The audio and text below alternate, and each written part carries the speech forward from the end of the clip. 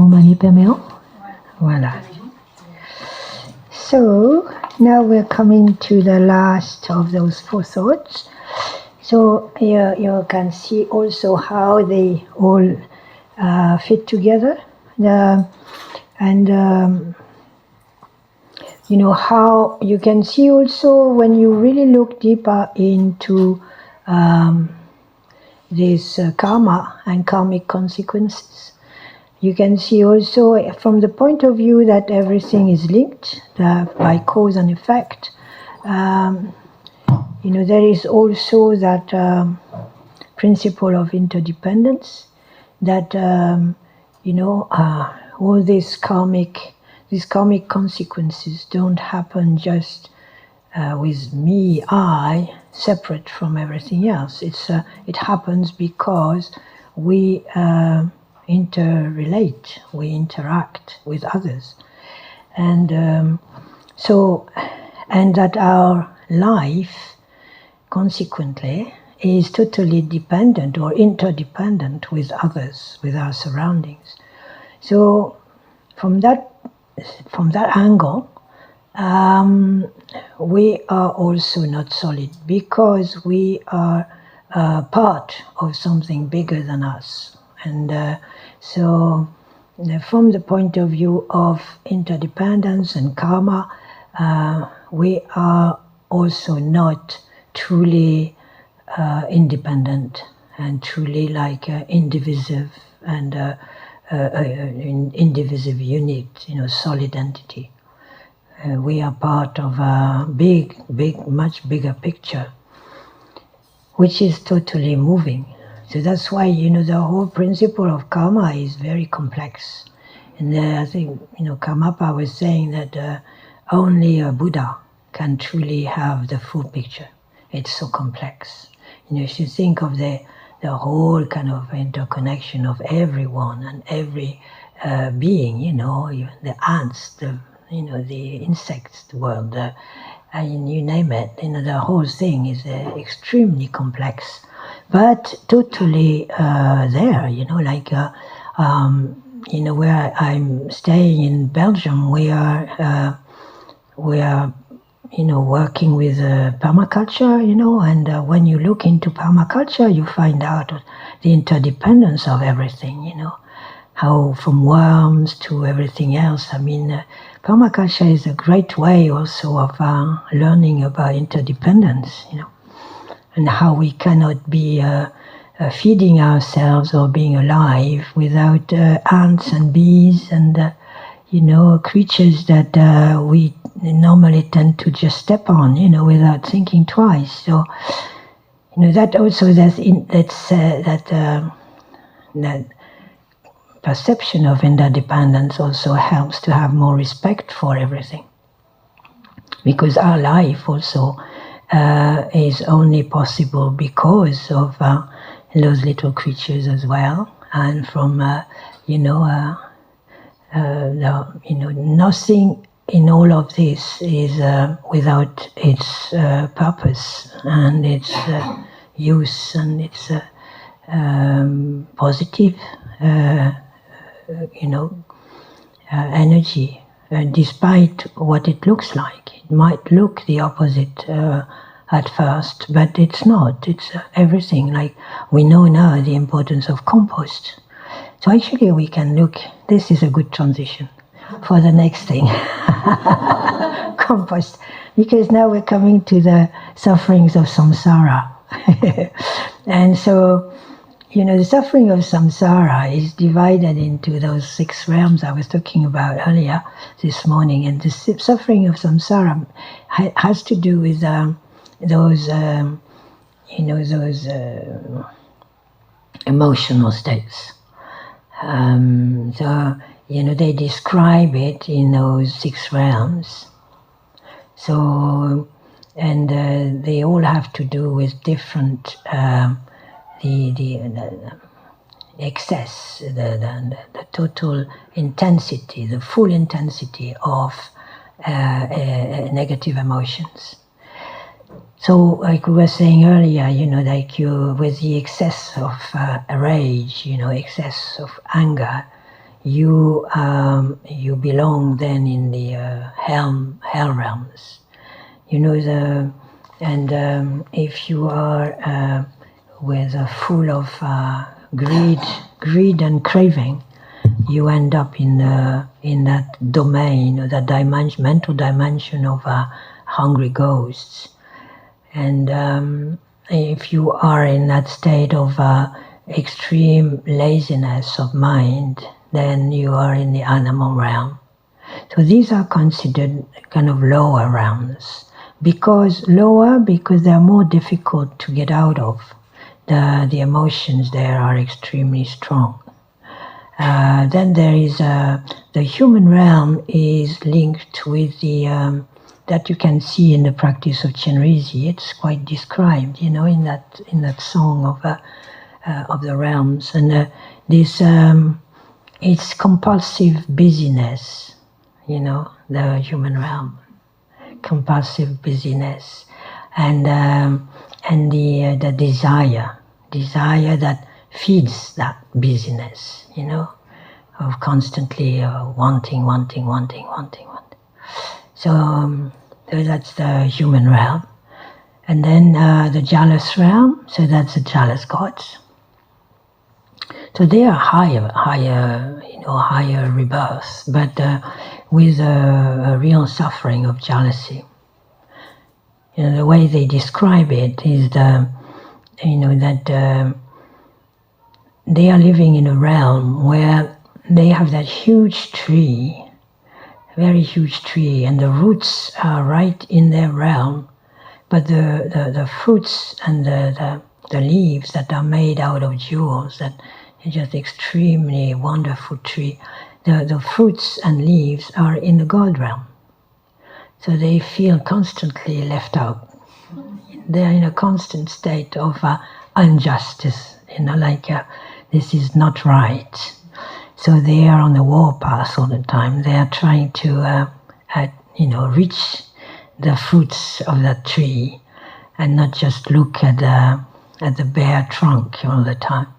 So they are, this is really that state of jealousy and competitiveness that we know about also, So, and then the God realm, which is total pride and suffisance, we say in French, suffisance, which means like being so content with oneself, so proud of oneself, so superior. And so those are, like I was saying earlier, some kind of different types of imprisonment in a way, imprisonment. Because if you are really entrenched in them, your life is limited. And that's, so looking into it, you can see whether you are, where do you stay, where do you stay in all those realms? And it's quite interesting to see how we can, as humans, we can go through a lot of that in one day even. You can go from one realm to the other, and you find yourself, being under effect, where you're kind of like, sometimes like drugged. There's emotions are very strong. So it's quite interesting to watch and to see how the mind gets totally overwhelmed, under the power of those emotions. And so when I was talking of compost earlier, is that what is actually at first an obstacle, a great obstacle, if you have anger coming up all the time, whatever, whenever something unpleasant happens, or if you are constantly craving, or in a state of seduction all the time, where you're constantly depending on other people's eyes on you, attention to you, and that kind of craving is also quite, painful in a way, and whatever, so if you actually recognize that for what it is, there are possibilities to use those emotions themselves as a means to forward your awareness. So from a point of view of meditation, it is possible to transform those emotions. You don't have necessarily to reject them, but you have to learn to transform them. Like one practice that I really enjoy, that really like, and that's also from Patrul Rinpoche, the one who wrote the Words of My Perfect Teacher. It's another book that I found excellent also and very useful. It's called the Heart Treasure of the Enlightened Ones. That one. It's wonderful. It has a lot of teaching in it, and it really goes through the whole of the teachings of the Dharma, I find, and it's each little kind of stanza is a possibility of meditation and reflection. It's wonderful, and it's that one is actually with a commentary. There is a root text, and then there is a commentary by Dingo Chensi Rinpoche, who was a great teacher, a great Nimapa teacher, one of the biggest teachers of the biggest in all that. He was about a giant as well, but great teacher of the 20th century. And so yes, and in that there is several stanzas where Patrul Rinpoche teaches how to deal with emotions and use the emotion as a meditation. So of course that I just give it to you like this, but it requires calm. So you have first to develop a certain calmness, in your practice, so that you can have a good look at your mind. You're not in a state of total mist. You're not in fog. You have developed a certain clarity. Then when anger, for example, when anger comes up, he says, drop the object of the anger. There is always an object, whether it's out there or it's in your mind, but drop the object of the anger. Look at the anger itself. Look at your angry mind. And the anger will dissolve by itself. So this is wonderful. So, it means that you can use, or it's same with desire, same with jealousy, you just drop the object of that negative emotion. Just look at your mind being overwhelmed and just let it dissolve. Because actually when you drop the object, the emotion itself doesn't have anything to hold on to. This is wonderful.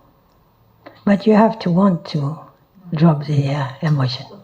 That's the trick, because then you find out for yourself that you are actually attached to the emotion. And that's the key point. And that's quite shocking in a way, because you find out more about yourself and how you're attached to what actually makes you suffer. And that's a real twist. So, but this is what is important. It's not the emotion as such. It's just the emotion becomes a way to awareness and to more understanding and to a deeper outlook. And then if you can do that in situ, first you do that while in your meditation. If a thought comes up, somebody you really can't stand or whatever, and you just kind of so once you learn to do that in your meditation, then chances are you can try it when you are in in actual situation with somebody else or whatever. And it's wonderful. So it's very deep. It's a very deep practice, and there is a lot of very beautiful things in that book that can be used for practice.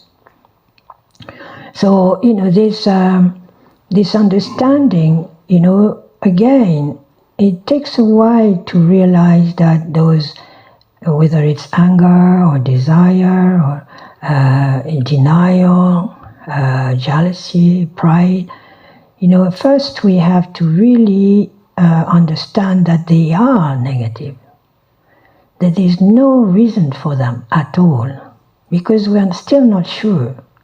I see that a lot, people tell me about anger especially. They think they're entitled to it, and that it's good to have anger.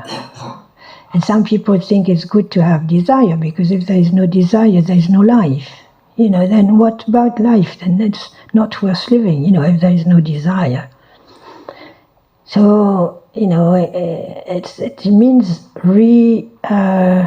reassessing our view on emotions. How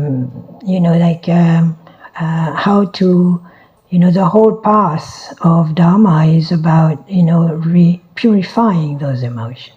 Purifying in the sense that, of course, it's desire can be actually love. If desire is without self-concern, it's love. So there's nothing wrong with love, on the contrary. So if anger is not self-involved, is not self-concerned, then it can be a protection, protecting somebody. It has a protective quality. If somebody needs to be saved, or, if there's an urgency where, that kind of anger, it's going to give energy to help somebody to come out of a dangerous situation, yeah. But so all these emotions, like jealousy, the core energy of, the pure energy of jealousy is efficiency, is activity, very swift, like Tara.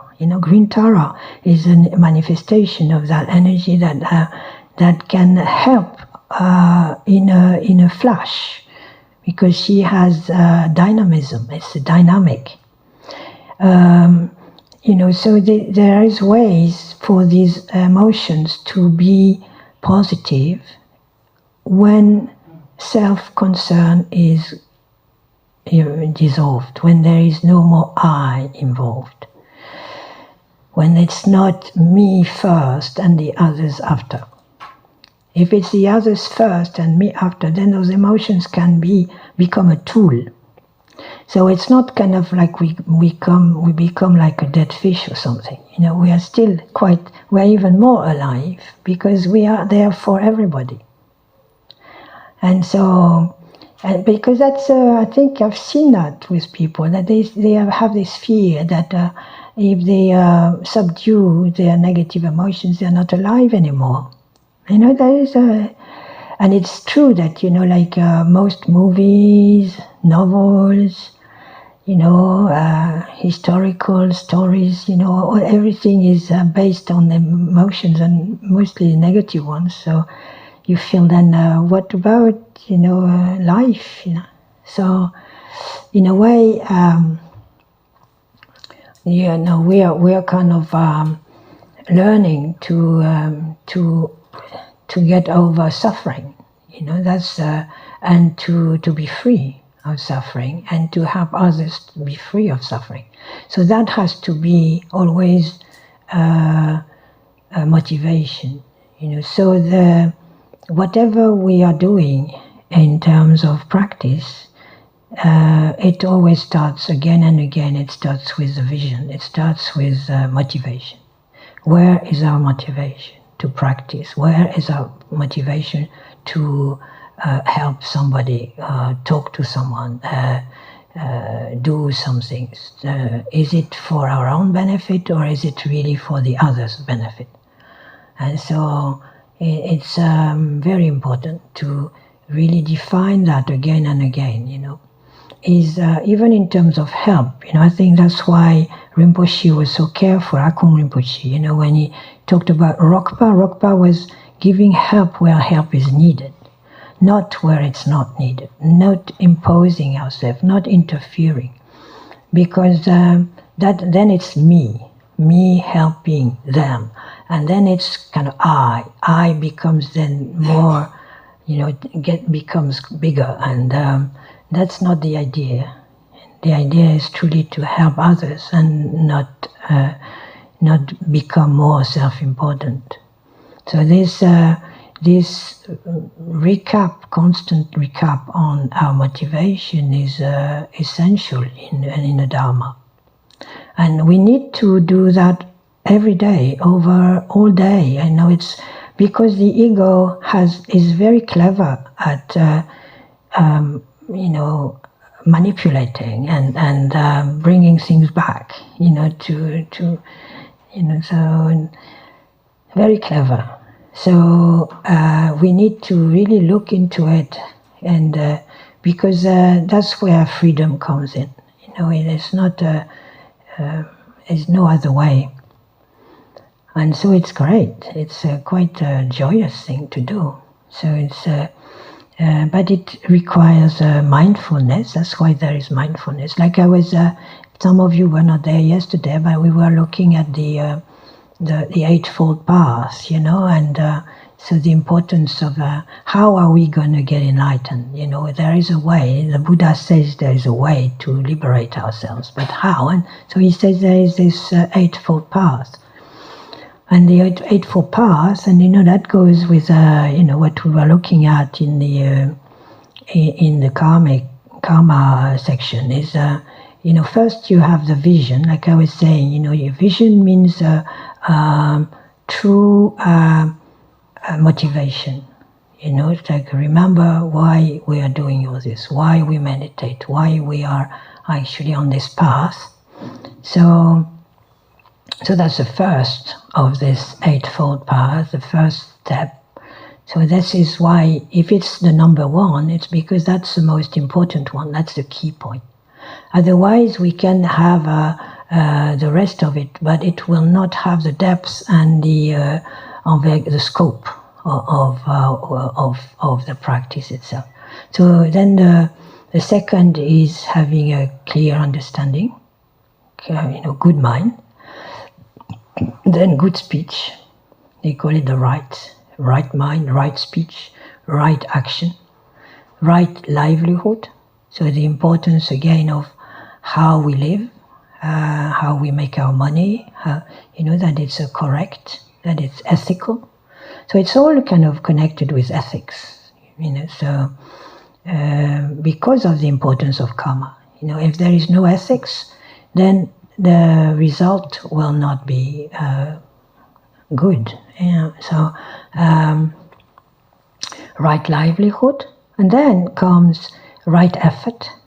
So like I was saying, this right effort means right joy. It means enthusiasm. It means being infused with enthusiasm, with joy, with this feeling that where we should be, and that's we're okay, where we should be. We are aligned. The inner axis is good. So the energy is there. That's dynamism.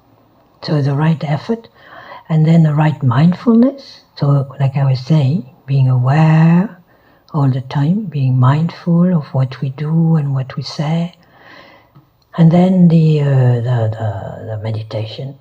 Then that's the last. The concentration, meditative concentration. That comes last. So it starts with motivation, and the last one is meditation, concentration, meditative concentration. So and it's pictured as a wheel, So it's all interconnected. So you can't say really that they are one at a time or one separate from the others. They all work together in those different ways. So livelihood is as important as the rest. So it's not like something that is secondary. Because everything we do has an impact, on on the future, on what we are going to be. So it's quite. So we have that. We have that aspect, and then we have impermanence. So we have to remember also that nothing is fixed, and everything can be fixed. If things went wrong, they can be purified. They can be because there is change, because things are constantly on the move. Then there is always a possibility of doing things better. So we should relax also. We shouldn't be too tight about the whole thing, and be kind to ourselves. Like they say, failing is fine, because failing teaches us something every time. So we shouldn't be afraid also of failing, It's okay to fail. Pema Chodron says, fail again, fail better. Learn to fail gracefully. So this is, it's I think it was also, there's a Japanese master who said, I think it's Kusen, my life has been a series of failures. He was one of the great teachers of Zen teachers. My life has been a series of failures.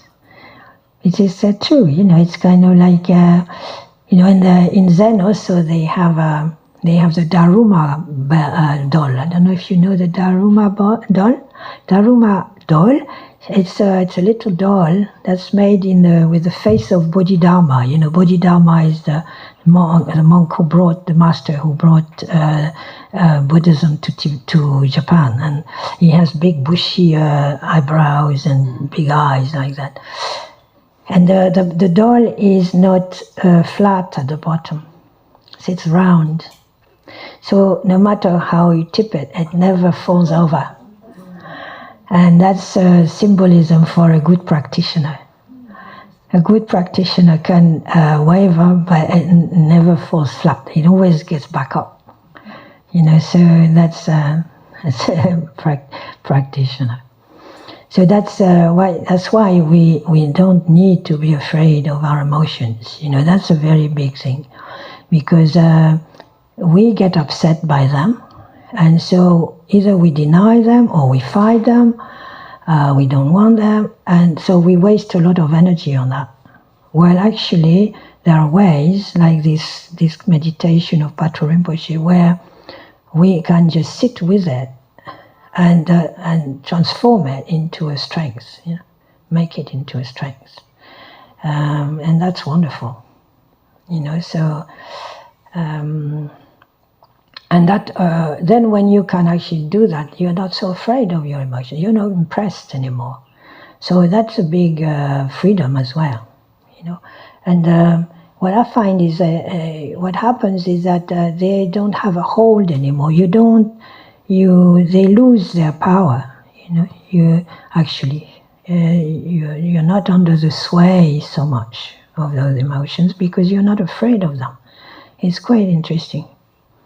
So this fourth thought is all about how to recognize, the emotions, and work with them, not be impressed by them, and if we can, transform them. So there are different ways of dealing with those emotions. We can cut them, kind of go no, or we can go oh yes, and let them go. There's all different ways. It's not like one way only. But depending on the situation, depending how we are, what stage we are in, we can use one or other methods. The Dharma is very rich in methods. And some methods are appropriate in some situations, other methods in other situations. Depends also on our own mental makeup. So it's very nice that we have that possibility. And but that's also where the teacher comes in, because teacher can know us better than anybody actually, better than our parents, because our parents are projecting their own stuff on us. He isn't. He's got us truly as we are, and so he can really help us to find the right method. It means we lose less time that way, but the methods are there, and so that's something we must really develop. Also, I find that if we are not so impressed with our emotions, we will not be so impressed with the emotions in others, so that we can remain more open and have more compassion, start to see what can be behind that energy that's coming at us or that's being manifested, and work with it, help others to help others to deal with our own emotions, and not project our own agenda on them. So that's very, very important. And see also that those emotions are the source of confusion. Samsara, what is samsara, really? It's mental confusion. Mental, emotional confusion. That's what samsara is. And that is that the combination of those different negative emotions, how they interrelate, how we, from one... I remember Akong Rinpoche in retreat telling us, be aware, like a little dust mote can become a monster. And it's kind of, again, you might overlook a certain kind of detail in your speech or behavior, and suddenly, bang, you are facing something really serious. It's the same now with wars. It starts with something small oftentimes, and then suddenly you are dealing with thousands of people being killed in trenches. I mean, this is ridiculous. But it is for lack of understanding of interrelationship of things, the interdependence of everything. And personal cravings and power trips and all that. So we see it more clearly when it's outside of ourselves, but it really starts within.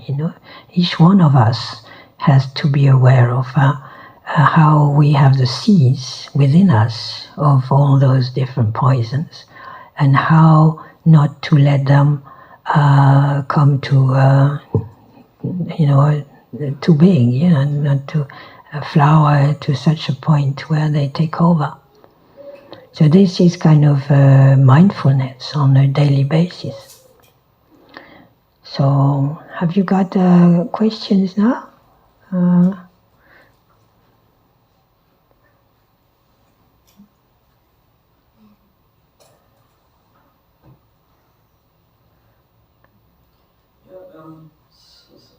thought that I've heard discussed before, if somebody has an illness, for example, something bad happens to them, that others said, or they believe themselves it's their karma because they did something wrong in the past life, and which is really not helpful and can become very destructive. So I just want to understand that then, that some people have a lot of bad experiences in their lives and others less so. So does it have anything to do with what we did before? Yeah, I think it's a total lack of skill, isn't it, to tell somebody that, I think what we hear, when we get those teachings, it's, like I was saying earlier, it's for us. It's to look at our own life, not to impose anything on anybody else. I find this awful to be saying to somebody, with suffering, well, tough luck, that's your karma, That's not nice, it's not the right time to say that, even if it's true. It's not the point. The point is that the person is suffering and needs help. It's not, I find this a complete lack of a compassion and kindness. So, no, those points are there for us as practitioners. Like if I get sick, if I get hurt by someone or whatever, it is a possibility for me to look in and think, okay, that must be the result of a cause. And this cause, I might not know where it comes from, but it has to be there somewhere. There is a cause. And so I can look into that and maybe calm myself and not go into a thing, this is not fair, why does it happen now, why to me, all that. So this is for us to really reflect and calm down and stay as stable as possible. And like I was saying earlier, kind of use our energy to heal ourselves or to be better, to live the situation better. That's what it's about. It's not about telling somebody else, like, oh, I get sorted, this is your karma. That's ridiculous. That's awful, I think. That's awful. But I've heard that. That if somebody is hurting, what we need to do is alleviate their suffering if we can, give them some kind of solace if we can, and if we can't, just stay out of the way, not be a nuisance, isn't it? So I think it's it's a question of clarity again, I think. Oftentimes people say that out of ignorance, so like we were saying, everything starts with ignorance. The whole of the samsaric show is based on ignorance.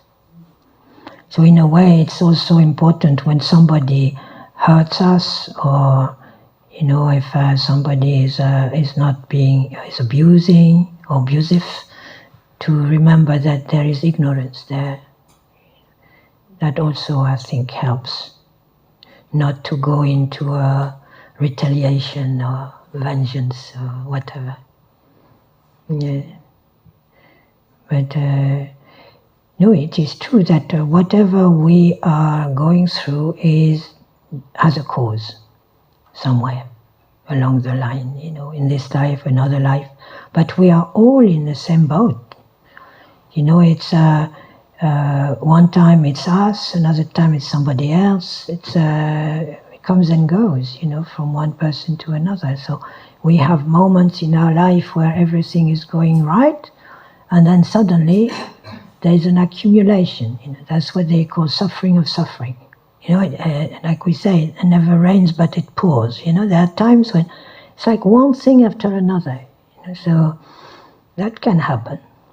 Or the suffering of change, that suddenly, from one day to the next, like I think, like those Ukrainians that, leaving their home, in the middle of the night, and just with one luggage, and suddenly, like that kind of, that's quite something, the change, sudden change. Or, whatever, and then the underlying, this kind of ongoing suffering, that's kind of undercurrent, that kind of, where we have that, this intuitive knowledge of the impermanence of everything, and that and that creates a certain uneasiness, and that nothing is settled, everything is moving, and where are we in all that? This kind of, where there is actually it's when you come to terms with that, then the suffering is not so prevalent, because it's more of it's more evident. what gives it that uneasy kind of quality is because it's not revealed. It's below the surface, and it keeps us unsettled. And it seems like only recognition of nature of mind, and nature of phenomena can really alleviate that suffering. But it's a suffering of existence, really, that we all share, and that we try to deal with in different ways, but that's why we practice, to reveal that and come to terms with it.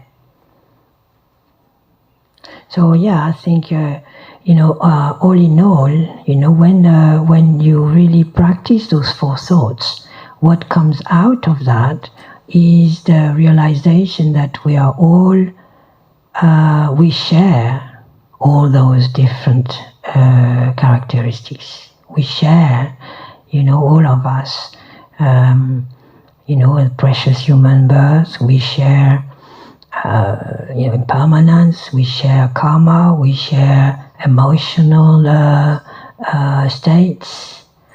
And so what happens then, if we really do it correctly, is that it opens our heart also.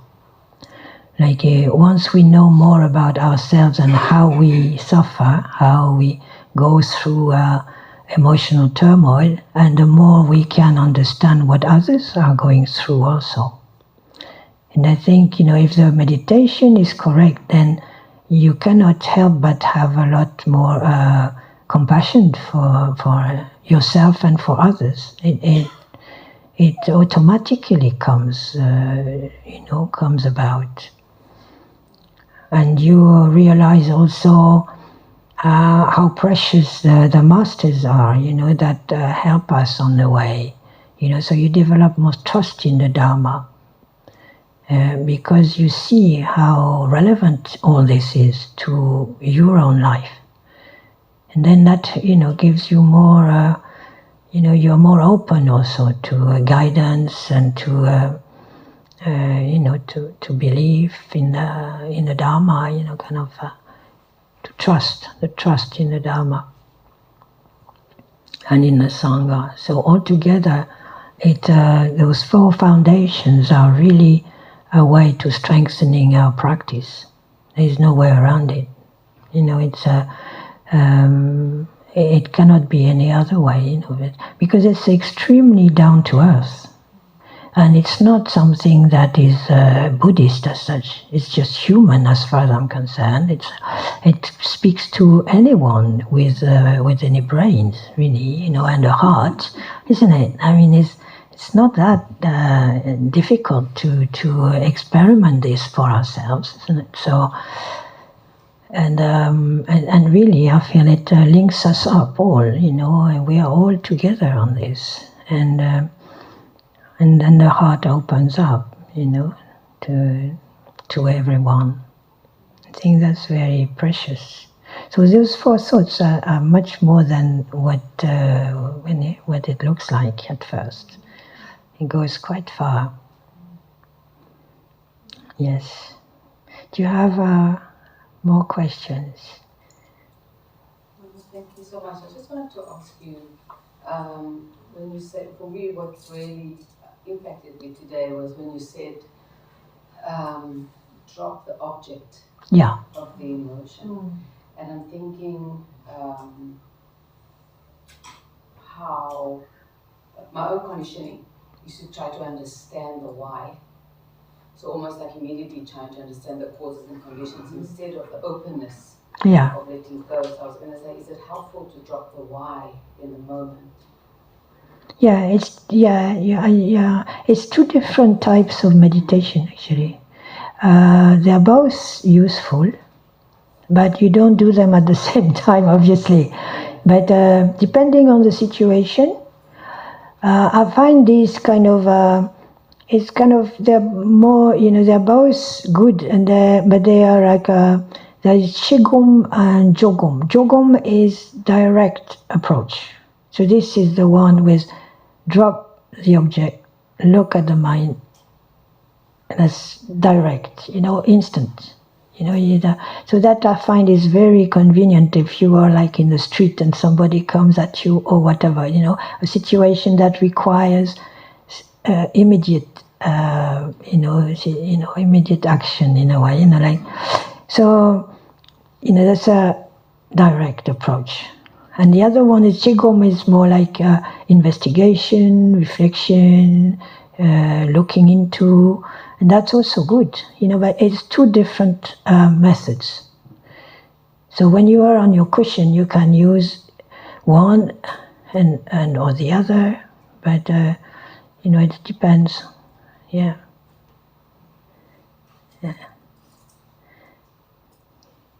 Mama, I have a similar question to Gudrun in that what again struck me today when you were talking about karma and if someone is harming you, it's the onus is also on our side to stop that person from perpetuating karma. If possible. If possible. So my question is it actually possible that that can happen with there never being a dialogue about it? With you never... I think my understanding is that the shift comes in my inner landscape of it. And that if there is a complete change in my energy about what has happened, does that karmic kind of clashing, can it end without me ever approaching that person about it? I think so. I think it can help to release some karmic consequences. Yeah, it reminds me when you're saying that, like the person who killed Akung Rinpoche, for example. When we were talking about it with Alaba Yeshe, he made a point, and the family made a point to say that they didn't want him to be killed, to be condemned to death, to get the death penalty, because they didn't want to go into that kind of mood. They wanted to open the space, and we did a lot of prayers also. I did a lot of prayers for that person, because it's a terrible thing to do. Terrible. Not just, because it's Akung Rinpoche who is our dear spiritual friend, but that he was a master, he was an extraordinary person, and to actually kill such a person is karmically, it's one of the worst things you can do, according to the text. So, so then, having compassion for him, despite how much grief he gave us, and that's also transforming the link, so that there is no, because keeping the retaliation or keeping anger, resentment is keeping a very a negative link, and that is no good for either party. Doesn't mean that we don't recognize what has happened, but we are not going to go there. We're not going to enter that sphere of toxicity, It's no good for them and for us, in that situation. So I think it doesn't require really necessarily any explanation. It's more like how we are dealing with it in our own mind, how we are letting go. I think it's in this country, isn't it? That there was such great work done about forgiving, forgiveness. I find that amazing. It's great, it's wonderful, and it has grown in other countries from here, and that to see that is possible, that's being done after so much suffering. It's amazing. Yeah. So I think that's it's just it's not that we condone or that we are okay with what has been done, but we are freeing ourselves from it. We are not keeping tied down by it.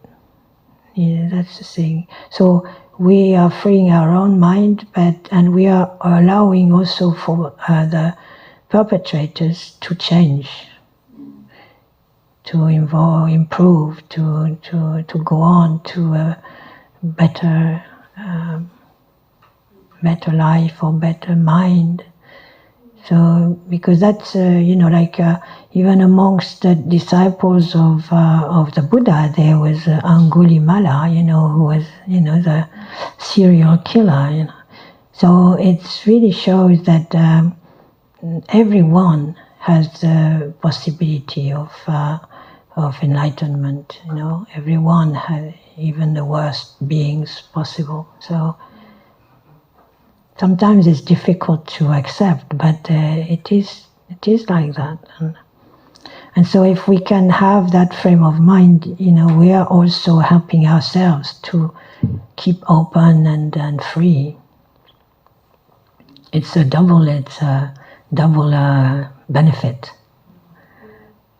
And sometimes we have to let go of all those ideas of justice or not revenge, but just justice or fairness or notion of something else. Yeah. We have to let it all go. Yeah. Yes, that is we are dealing at a different level. Yeah, altogether. Yeah. It doesn't mean that there cannot be also a court case and justice. That is two different levels. Huh? Sometimes prison is good for some people. But that's we are talking about more higher level than that.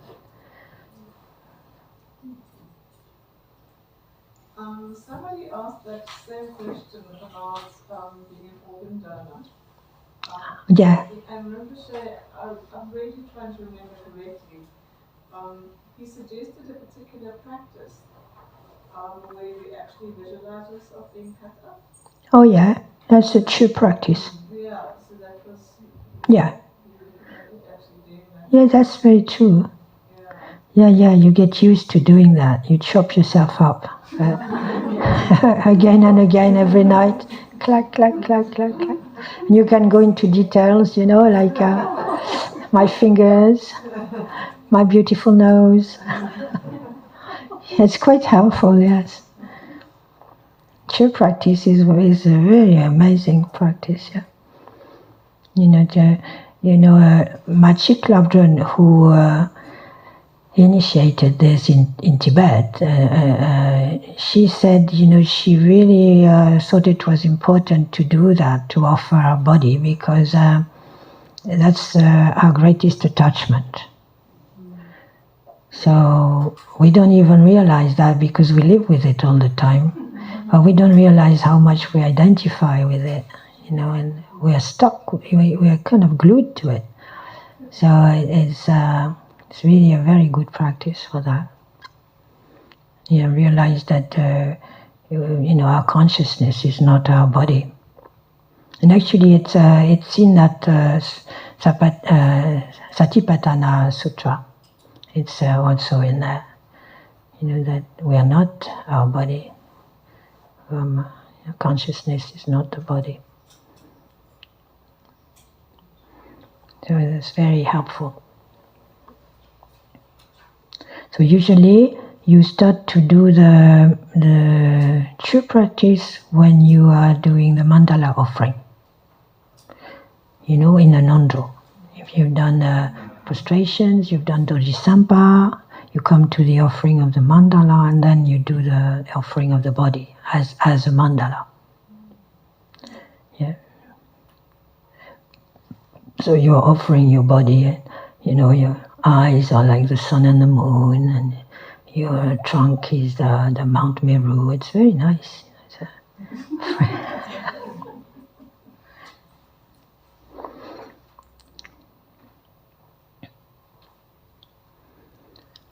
And so I don't know if I think somebody had something to do before we dedicate the practice.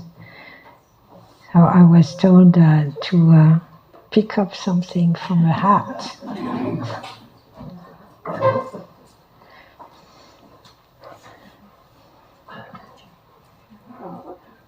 Oh, that's a big hat. So finally. Yes. So you rattle it a bit. Yeah, I'm very honoured that you're going to do this for us.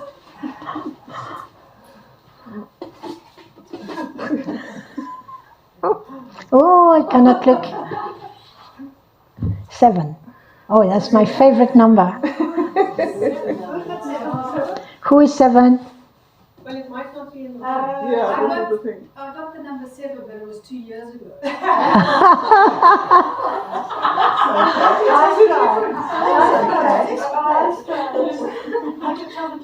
Charlotte, will you take a photo and put it on the group? Because not everybody is in the room who took the number. That's true. Because this has been going on for 3 years.